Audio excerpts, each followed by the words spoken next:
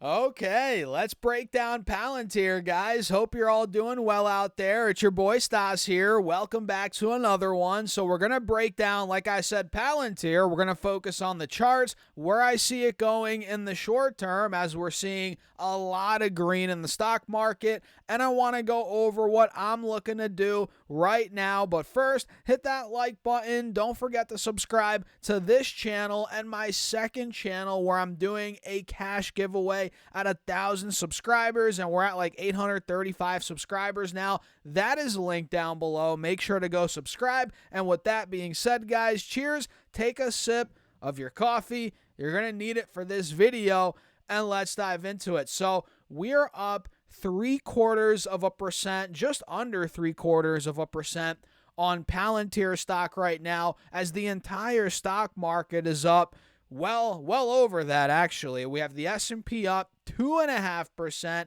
the Russell's up 2.9%, the Dow's up 2.2% now, and we have QQQ, get ready for this, up over 3.2% as of this video. And Palantir, again, going back to this, it's up about 0.5%, so not a crazy green day for Palantir right now, which, I mean, we could cut it some slack considering how much it went up off the lows from April, right? It's up so much, we know that. But on a green day like today, we're not up too much, but we are up around 0.5%, trading at 118. And earlier in the pre-market, we were over $123 per share, and we actually got some decent selling heading into open. And then at open, we had a big drop off from 121 down to about 116.50. We dropped about 3.5–4% right there. Not too bad. And you guys can see since then, we've kind of been consolidating, chopping around at about 118-ish, 119, trying to find support there. But yeah, as of now, we're selling off a little bit intraday, still up on the day, and we're trying to maintain the trend here on the 5-day, 5-minute. And you can see it better on the 30-minute chart. If I zoom in a little bit, Palantir, let me get the handy-dandy channel tool out. Palantir is maintaining this channel right now. You're noticing it. We hit 123 this morning in the pre-market. That was at the top of this channel, right? We hit roughly, let's see, a couple days ago. That might have been on Thursday. We hit 120. So we're hitting these higher highs. And now we're pulling down. We held a higher low on this 30-minute chart. You're noticing that this morning as we held about 115.16, right? We held a higher low, bounced off that 180 SMA on this 30-minute chart. So this looks pretty good, this channel. But we're going to have to get the push towards 120 plus again, towards the mid-120s for this uptrend to maintain this channel on this 30-minute chart, which we'll see in due time. In due time, how that plays out. And on this 1-hour chart, you're noticing, okay, the overall uptrend is obviously maintaining. Nobody's denying that. We have a golden cross on this time frame. We're slightly above the 180 SMA. We're holding above it, which is great. So it all comes down to this channel. Do we start pushing 118, 1920 plus, and start going back to the mid-120s, top of the channel? That's what I'm looking out for. And currently when I'm making this video, guys, not sure when you're watching it, but when I'm making it, it's about midway through the day, and we're seeing a little bit of a rally off the lows on PLTR. So let's see if this continues. I'm going to be watching for the rest of the day. And let's say you're watching this in the aftermarket. Keep an eye on if we rallied into close. That would be ideal.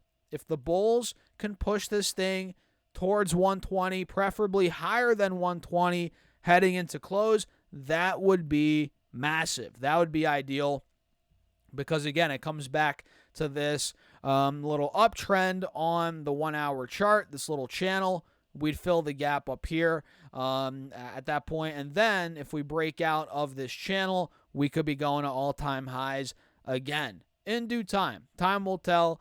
Obviously, you got to do your own research. We don't know what's going to happen in the short term. We're just having fun here, breaking down charts on YouTube, guys. That's the reality. We don't know what's going to happen. But what I do know here is that the bulls are in charge. We have a cup and handle, clear as day. You guys see this cup. You guys see the handle. Resistance at about 125, 130. If we're able to ultimately break out of that point as well, this could be going ballistic to the upside. And I was looking at this chart as I was prepping this video, guys, and doesn't this look like almost the map of the U.S.? I mean, I don't know if I'm losing my mind here or what, but does this not look like the U.S.? Look at this cup and handle right here on Palantir.